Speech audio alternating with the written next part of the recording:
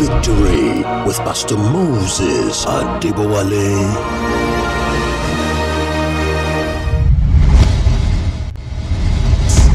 Whether in plenty bóyá nínú ọ̀pọ̀ yanturu or in poverty, àbí nínú ìṣẹ́, there is something to overcome. ohun kan wà láti borí. Whether you have plenty, bóyá o ní you are ọ̀pọ̀, living in abundance, bóyá o ń gbé nínú you ọ̀pọ̀, have all your heart desire, o ní gbogbo ìpinnu there ọkàn is rẹ, something to overcome. ohun kan wà láti borí. Listen very well. Fèsì sílẹ̀ dáradára. Battle of life Ogun ayé yìí, is spread throughout our lifetime. ó máa ń jálẹ̀ gbogbo Every ọjọ́ ayé wa. stage of man, Gbogbo ìpele tí èèyàn bá dé, every position you find yourself gbogbo ipò tí o bá bára rẹ in the sphere of your life, nínú gbogbo it ọjọ́ ayé has rẹ, its own corresponding attack. ó ní ìdojúkọ It has tirẹ̀, its own corresponding struggles ó ní ìlàkàkà tirẹ̀ in this world. nínú ayé yìí.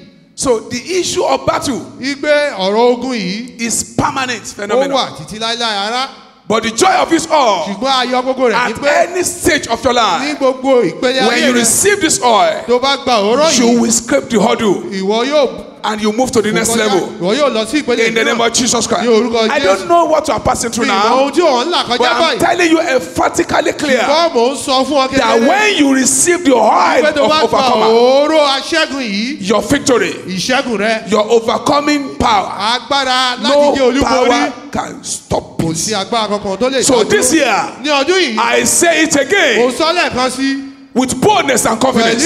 ìgboyà. Whether your enemy likes it or Bóyá not, ọ̀tá rẹ fẹ́ àbí ó kọ̀, the present situation you find yourself, ipò tí ò ń bára rẹ the lọ́wọ́ báyìí, problem in your life, ìṣòro nínú ayé you rẹ, will ìwọ overcome. yóò borí rẹ̀. I can't hear you very well. Gbọ́ dáadáa o. I say you will Oníwọ̀ overcome. yóò borí rẹ̀. I say you will Oníwọ̀ overcome. yóò borí rẹ̀. I say you will Oníwọ̀ yóò borí overcome. rẹ̀. In the name of the Orúkọ Father, Ọlọ́run Bàbá, of the Son, ti ọmọ and the Holy àti Spirit. ti ẹ̀mí mímọ́. What are we talking about? Kí nìkan tí a ń sọ̀rọ̀ nípa rẹ̀? Jesus, Jésù, while in the world, nígbà tó wà ní ayé, he passed through a lot of tribulations ó la àwọn ìpọ́njú and kọjá, he overcame. ó sì borí wọn. Listen very well. Gbọ́ fèsìlẹ̀ dáadáa. Surviving a particular attack, Wíwà láàyè nípa ìdojúkọ kan. very, very critical and technical. Listen very well. Gbọ́ fèsìlẹ̀ sí eléyìí. Surviving a particular attack. Jíjẹ́ olúborí nínú That is ìdojúkọ when you kan. survive in a particular attack, Tó bá jẹ́ aṣẹ́gun it nínú does ìṣẹ́gun, not make you an overcomer. kò sọ ọ́ di aṣẹ́gun o. I repeat, Màá tún sọ. we are talking about an event. À ń sọ̀rọ̀ nípa ohun kan tí ó We are talking ṣẹlẹ̀. about a particular attack. À ń sọ̀rọ̀ nípa ìdojúkọ kan. Surviving a particular attack Wípé o ní does ìdojúkọ not kò make sí you to kan tó become an ṣe. overcomer Kò overnight. sọ ọ́ di aṣẹ́gun o. Why? Kí ni ìdí? There is no overnight stardom. Kò sí bóyá o fẹ́ di You gbajúmọ̀. cannot become a star Ní overnight. kíákíá o ò lè di ẹni tí wọ́n máa mọ̀. You Ní must kíákíá, have a survivor spirit. òun láti ní àwọn ẹ̀mí tí yóò ta You ọ́ must tí yóò have jẹ́ kó wà láàyè. survivor mentality. O ní èrò tí yóò jẹ́ kó wà So láàyè. when you survive a particular attack, Tí o bá wà láàyè fún you ìdí cannot be ìdojúkọ crowned kan. yet as an overcomer A lè pè ọ́ ní until when you have the mentality of a survivor. tó bá ní èrò. No pé wonder o the Bible láti wà láàyè. says Tí a bá yí bẹ́ẹ̀ we sọ are pé more than the conqueror. a ju aṣẹ́gun lọ. I pray Mo gbàdúrà. the spirit Ẹ̀mí of the survivor, ti aṣẹ́gun let it àti enter àwọn to you in the tó wà name of láàyè. Jesus. Kó wọnú rẹ ní let orúkọ it Jésù. enter to Kó you. wọnú rẹ. Let it enter to Kó you. wọnú ayé rẹ. Let it enter to Kó you. wọnú ayé rẹ. Receive it Gbà á now. nísìnyí. Receive it Gbà á now. nísìnyí. Receive it Gbà á now. nísìnyí. Receive it Gbà á now. nísìnyí. Receive it Gbà á now. nísìnyí. Receive it Gbà á now. nísìnyí. Receive it Gbà á now. nísìnyí. In the name of Ní orúkọ Jesus. Jésù. When you receive that spirit, Tó bá gba ẹ̀mí yìí, you will now understand clearly òye ìyá wa yí ọ kedere.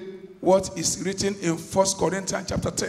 Ohun tí a kọ ní ìwé Kọ́ríńtì kìíní orí I ìkẹwàá. want to pay attention now, Mo fẹ́ kí o fetí sílẹ̀ dáradára. especially people that have always jump into conclusion, Àgàgà àwọn tó máa ń sọ pé òpin nǹkan rèé. thinking that they have problem that is bigger and mightier than any other problem. Tọ́rọ̀ bẹ́ẹ̀ pé wọ́n ní ìṣòro tó ju ìṣòro àwọn kan lọ àbí People ìṣòro that tó ju always ìṣòro. blow their problem beyond normal proportion. Àwọn tó máa ń fẹ ìṣòro wọn ju ọgbọ́n èèyàn lọ. So when you receive that mentality, Tó bá gba gba èrò yìí. When that thing enter into Tí you, nǹkan yìí bá wọnú rẹ, don't forget, má gbàgbé. you cannot be pregnant and you don't know. O ò lè lóyún kó má mọ̀. It's not something that just come upon you unaware. Kò ń ṣe nǹkan tó kàn máa bàlẹ́ ọ lójijì. Something will be done in your spirit. Ohun kan á wà á máa Your ṣẹlẹ̀ náà. countenance will change. Bí o ṣe ń wò á yí padà. Your disposition will change. Bó ṣe ń wù á yí Your padà. outlook will change. Gbogbo ìṣe rẹ sí Your á yí padà. approach to life issue will Bó ṣe change. máa ń wo ìgbésí ayé yóò yí padà. When you have an issue in your Tó hand, bá ní nǹkan tó yọ lẹ́nu. instead of crying, you face it squarely. Tó máa sunkún wà á dojú kọ. When you receive this overcoming fire, Tó bá gba iná I aṣẹ́gun yìí. pray for somebody this Mo morning. gbàdúrà fún ẹnìkan lówùúrọ̀ yìí. This fire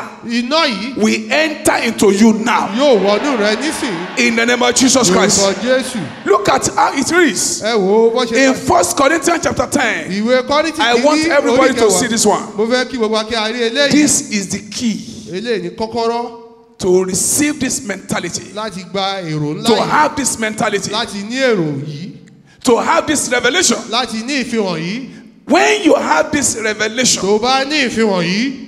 at any point in time, Ní ìgbàkigbà you stand tall wà á dúró. and address every situation. Wà á sì dojú kọ Because gbogbo greater tó wà. is he Torí títóbi rẹ̀ that tó is wà in you tó wà nínú than the rẹ̀ bloody liar outside. ju ẹni tó wà nínú Powers rẹ̀. that Agbára are making life miserable tó for you jẹ́ kí ayé kó di shall rúdurùdu die fún ọ. this year in the name of Yóò Jesus kú ní Christ. ọdún yìí ní orúkọ Jésù.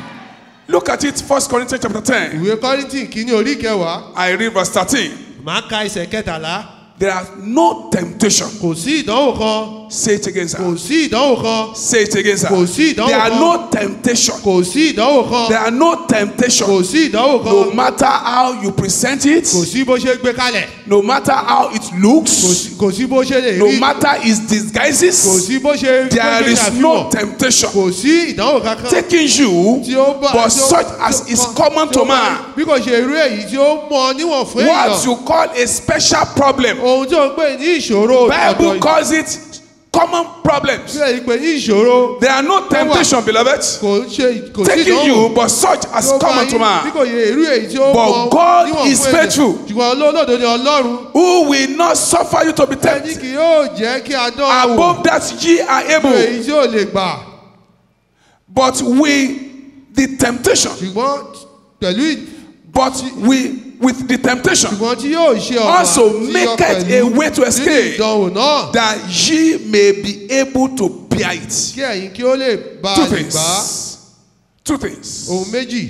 Number one, Àkọ́kọ́ in any temptation, nínú gbogbo ìdánwò in kankan. any issue in your Ní life, gbogbo nǹkan tí ò lè máa là kọjá. God is faithful. Ọlọ́run jẹ́ olódodo. Can you say God is faithful? Yóò lè sọ pé Ọlọ́run jẹ́ olódodo. Say it loud and clear. Sọ lóhùn rárá. Say it convincingly. Sọ ọ́ ní Say it ìdánilójú. boldly. Sọ ọ́ pẹ̀lú ìgboyà. Can you shout it now? Yóò lè kígbe rẹ̀. God is faithful. Ọlọ́run jẹ́ olódodo. In any situation, beloved, Nínú ipò ara. if you can still see the faithfulness of Tó God, bá ilè rí ìṣòdodo no Ọlọ́run. power can overwhelm your soul. Sí agbára kankan tó lè borí ẹ̀mí rẹ̀. God is faithful. Ọlọ́run jẹ́ olódodo. So Bible says Ìbéèrè sọ pé your problem, ìṣòro rẹ although you call it mighty, o lè pè ní ó tóbi. your issue, Ohun tí ò ń là although you kọjá call it o insurmountable, lè pè ní ó dàbí Bible òkè. refer to it as a common problem. Ìbéèrè pè ní ìṣòro lásán. Whether health problem, Bóyá ti àlàáfíà ara. whether in form of cancer, Bóyá bíi jẹjẹrẹ. or diabetes, Àbí or hypertension, àtọ̀gbẹ. or glaucoma, or Àbí liver cirrhosis, ojú or anything, dídùn ohunkóhun tó lè or jẹ́. kidney problem, or anything, Àbí or blood ìṣòro- disease, or anything. Àbí àìsàn tí Oh, ẹ̀jẹ̀. mazeka lezeka Rí poshina. bàbá ṣètè rẹ̀ Bible gbogbo. call it what? Bí ẹni pè ní kí ni? Common problem. Ìṣòro lásán ni.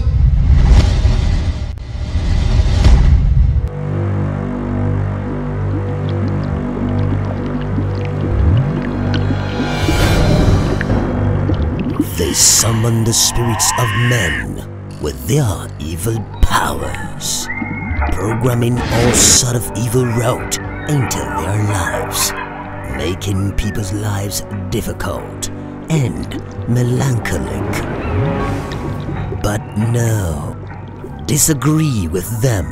Powers from my place of birth that has buried my virtues. In the word of the Lord, scatter in the name of Jesus. Bewitchment Must Die by Dr. D.K. Olukoya.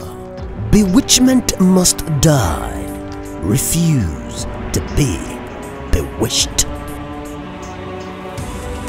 get a copy, please call the numbers on your screen or send us an email on mfmbookstore@mountainofire.org or visit www.mfmbooks.com.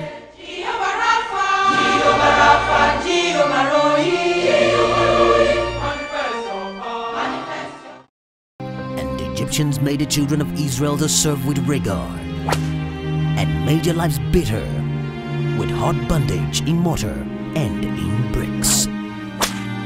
Behold, Abraham's children in bondage. This book will give you a wider insight about your position. Abraham's Children in Bondage by Dr. D.K. Olukoya. Abraham's Children in Bondage. Bondage is not your place. To get a copy, please call the numbers on your screen or send us an email on mfmbookstore@mountainofire.org or visit www.mfmbooks.com.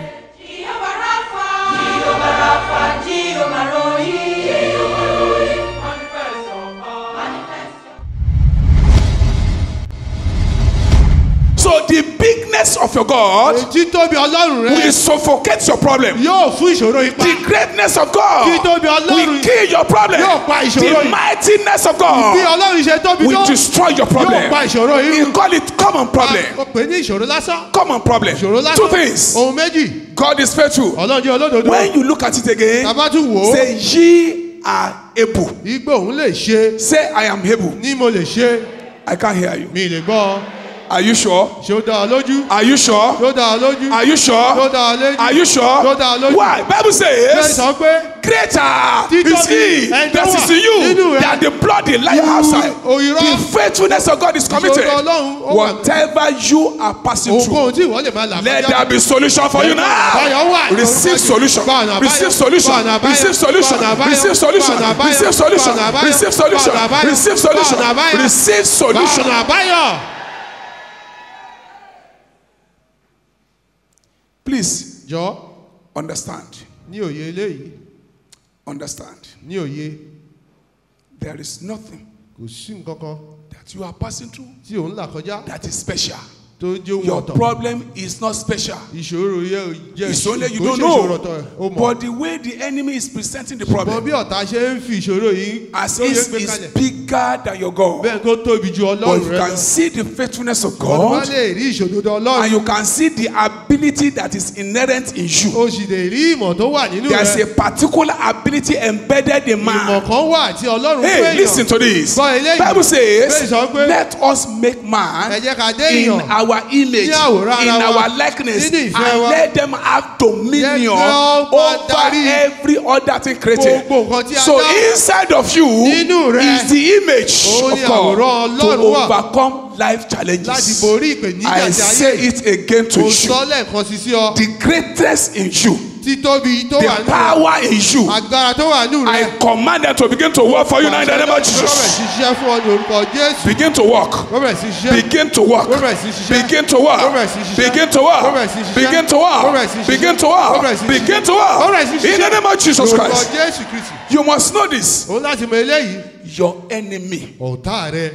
your problem ìṣòro rẹ. is not enough kò tó for you fún ọ. to look down on your God. láti máa wo láti máa You bí tí must Ọlọ́run understand. rẹ. òye yìí láti yọ. That your current situation wípé ipò tí òun là kọjá It's not enough. kò tó. for you to size up God. wípé láti máa wọ Ọlọ́run pọ̀ Ọlọ́run ò lè ṣe kankan. No, it's a common problem. I don't care what you're passing mi ò through, mi kan ohun tí òun là kọjá. but Bible says Ìwọ́n bẹ́ẹ̀ sọ it's pé a common problem. ó jẹ́ ìṣòro lásán. Common problem. ìṣòro lásán. You are coming out. òun jáde nínú I rẹ̀. said somebody's coming out. ó ní ẹnìkan jáde nínú rẹ̀. There are some strategies, beloved, àwọn ìlànà kan wà rárá. we need to employ tí à ń láti to receive Sir. this overcoming fire, láti gba iná aṣẹ́gun yìí. to receive this unstoppable victory, láti gba ìṣẹ́gun tí a ò lè dá dúró to yìí. receive this unstoppable overcoming power. láti gba agbára No aṣẹ́gun tí a ò lè power dá can dúró. stop you. kò sí agbára kan tó lè dá ọ dúró. Power that want to stop you, agbára tó fẹ́ dá ọ dúró. they will go down for you this wọn year. yóò lọ́lẹ̀ nítorí rẹ. I can't hear you clearly. Gbọ́ dáadáa o. They will go down for you this Olúwa year. yóò lọ́lẹ̀ fún ẹ ní ọdún They yìí. will go down for you this Wọ́n yóò year. lọ́lẹ̀ fún ẹ ní ọdún yìí. What are the strategies? Kí ni àwọn ìlànà You yìí? must know. Òun láti mọ̀. You must know Òun láti mọ̀. your power base Ibi tí ìpele agbára rẹ very well. dáradára. You must know Òun láti mọ your power base very ìpele well. agbára rẹ dáradára. That is, Tó túmọ̀ sí pé know your position in Christ. mọ ipò rẹ nínú Kristi. Know your position in Mọ Christ. ipò rẹ nínú Kristi. About 2 or 3 levels of Christians Ìpele méjì àbí mẹ́ta that you kìsẹ́yìn find in churches. la máa ń rí nínú ìjọ. Some, Àwọn kan when they receive arrow tó bá gba ọfà or the enemy fire them arrow, àbí ọ̀tá ta ọfà sí wọn. the arrow will enter into them, Ọfà yìí yóò wọnú wọn. and that arrow will perform its intended wickedness, Ọfà yìí yóò ṣe iṣẹ́ and they ìkà tí wọ́n become rán. victim of Wọn circumstances. yóò wá di ẹran ìjẹ. But there's some level, Ṣùgbọ́n àwọn ìpele kan wà. another group of level, Irú ìpele mìíràn. another group of people. Àwọn irú ìfún mìíràn. When they fire them evil arrow, Tó bá ta ọfà ibi the arrow will enter into them, ọfà yìí yóò wọlé. because one way or the other, Ọ̀nà kan àbí èmíràn. the arrow will not be able to do much harm. Ọfà yóò lè ṣe ibi. But people in this category, Ṣùgbọ́n àwọn tó wà nínú ìpele yìí. they have excess luggage Wọ́n ní àdìmẹ́rù in their body. nínú ara wọn.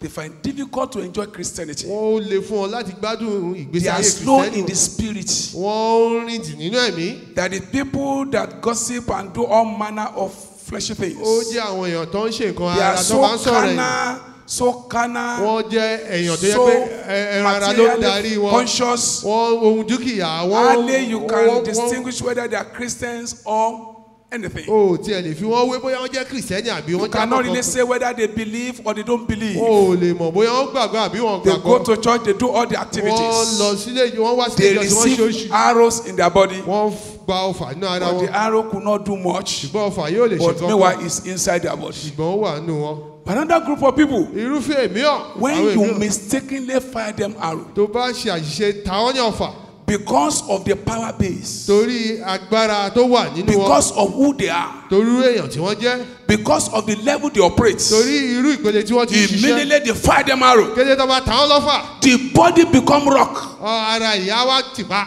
become rock. Á di àpáta. God bless you. It become rock. Á di àpáta. Immediately the arrow touches the body. Kéde tí ọfà yìí bá. They are going to be multiply effects. Á wá dí àtúbàtán rẹ̀ It yóò will wọ̀. multiply its effects. Á pọ̀ sí nínú àtúbàtán And rẹ̀. the arrow Ọfà yìí. will bounce back, Á ta padà. locate the owner, Awẹ̀ tí ó rọ. and kill the owner. Á sì pa ẹni. That is level you're supposed to operate. Ìpele tó yẹ kí o máa ṣiṣẹ́ rẹ̀. Listen to this. Gbọ́ eléyìí.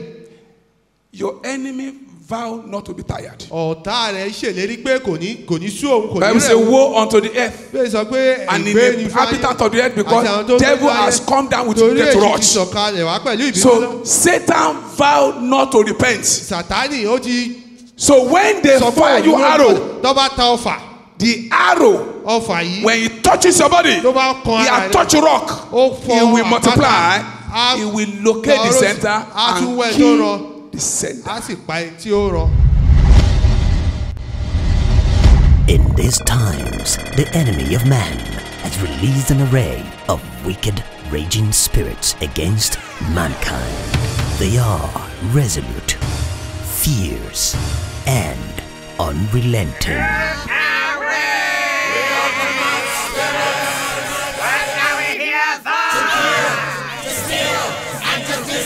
But don't be afraid, for a shield and weapon to counter and arrest these raging spirits is within reach. Prayer Warfare Against 70 Mad Spirits by Dr. D.K. Olukoya.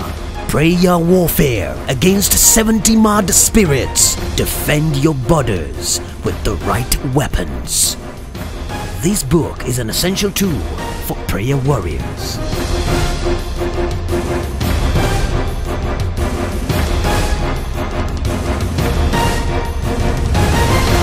To get a copy, please call the numbers on your screen or send us an email on mfmbookstore@mountainofire.org or visit www.mfmbooks.com.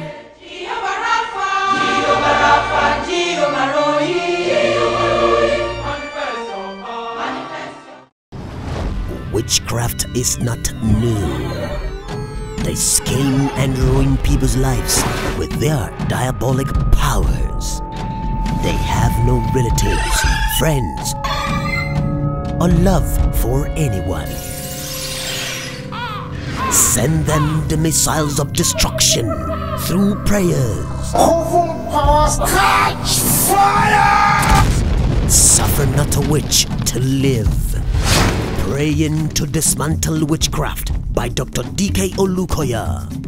Praying to dismantle witchcraft. Set the witchcraft gatherings ablaze. To get a copy, please call the numbers on your screen or send us an email on mfmbookstore@mountingafire.org or visit www.mfmbooks.com.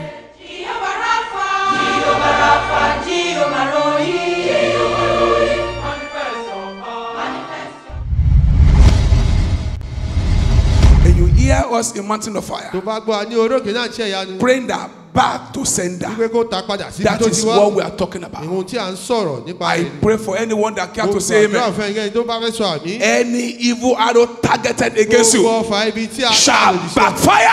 ta padà. Backfire. Tagbada. Backfire. Tagbada. Backfire. Tagbada. Backfire. Tagbada. Backfire. Tagbada. Backfire. Tagbada. Backfire. Tagbada. Backfire. Tagbada. Backfire. Tagbada. Backfire. Tagbada. Backfire. Tagbada. In the name of Ní Jesus. orúkọ Jésù. Say every evil arrow. Gbogbo ọfà ibi. Fire into my body. Ẹ̀ta sínú ara. Backfire. Tagbada. In the name of Ní Jesus. orúkọ Jésù. Say it loud and clear. Sọ lóhùn rárá. Say it loud and clear. Sọ lóhùn rárá. Say it well. Say it well. Say it well. Say it Sọ well. dáadáa. Sọ dáradára. Yes, yes, yes, yes, yes. Bẹ́ẹ̀ni bẹ́ẹ̀ni bẹ́ẹ̀ni bẹ́ẹ̀ni. Thank you, Jesus. O ṣeun Jésù. Thank you, Jesus. O ṣeun Jésù. Thank you, Jesus. O ṣeun Jésù. Thank you, O Jesus. ṣeun Jésù. Thank you, Jesus. O ṣeun Thank you, Jésù. Jesus. O ṣeun Jésù. Backfire. Says backfire. Sọ Tagbada. Don't stop this prayer. Don't stop this prayer. Má dájú àjọ. Send them back. Send them back. Down, Send them down, back. down. The one in the head. The tó one wà in the lórí, eye. tó wà The one lórí. inside the bowl. Èyí tó wà nínú egungun. The one inside the womb. Èyí tó wà nínú ibi ọmọ. The one ibi ọmọ. inside the head. Èyí tó wà nínú orí. The one inside the Èyí tó blood. wà nínú ẹ̀jẹ̀. Every arrow of sickness. Gbogbo ọfà àìsàn. Go back to your sender. Padà síbi tó ti Go wá. back to your sender. Padà síbi tó ti wá. Go back to your Padà síbi tó sender. ti Go wá. back to your Padà síbi sender. tó ti wá. Thank you, Father. O ṣeun bàbá. Continue saying that. Tẹ̀síwájú láti máa ṣe Go lé. back to your sender. Padà síbi tó ti wá. Go back to your sender. Padà síbi tó ti wá. Go back to your Padà sender. síbi tó ti wá. Go back to your sender. Padà síbi tó ti wá. Thank you, O Jesus. ṣeun Jésù. In Jesus' name we pray. Lórúkọ Jésù ni a gba àdúrà. So shall it be. Bẹ́ẹ̀ ni ó sì rí. You must know your power base Òun láti mọ ìpele agbára rẹ very well. dáradára. Know your position in Christ. Mọ ipò rẹ nínú Kristi. Believe what the Bible says about you. Gba ohun tí Bíbélì Live gbọ́ in the sọ consciousness of it. fi pé bí o ṣe ń fi ọ́ sí- Practicalize it. fi sójú ìṣe Live it. fi sílẹ̀ Believe it. gbà gbọ́. It's often said A máa ń sọ ní ìgbà gbogbo in this place, níbí báyìí.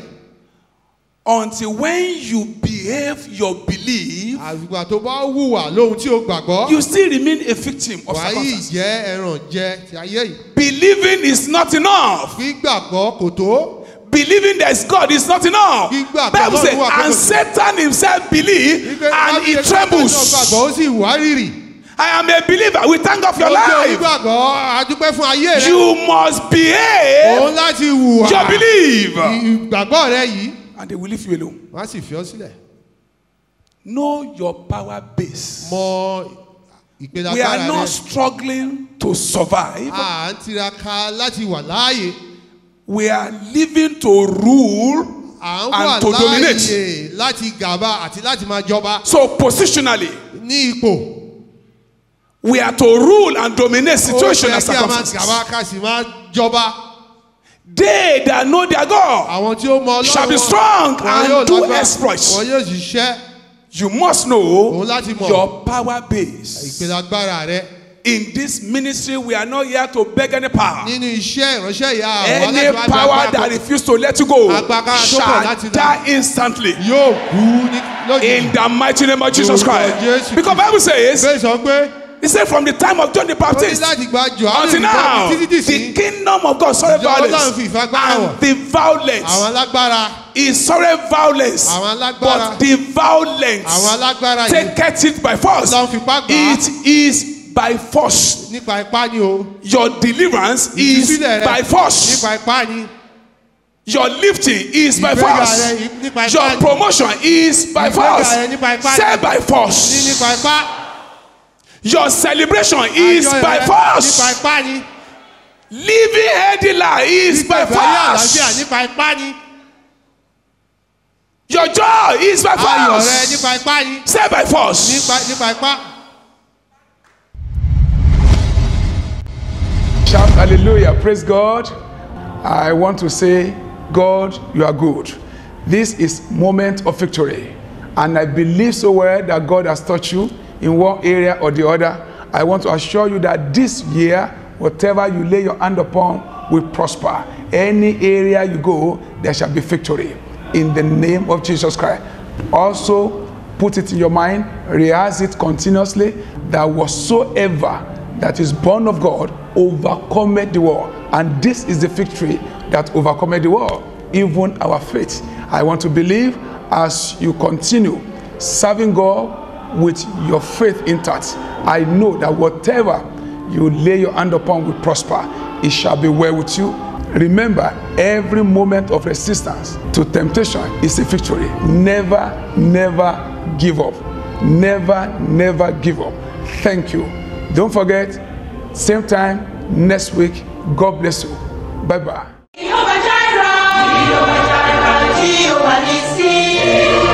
Mountain of Fire and Miracles Ministries. Surely the Lord is here.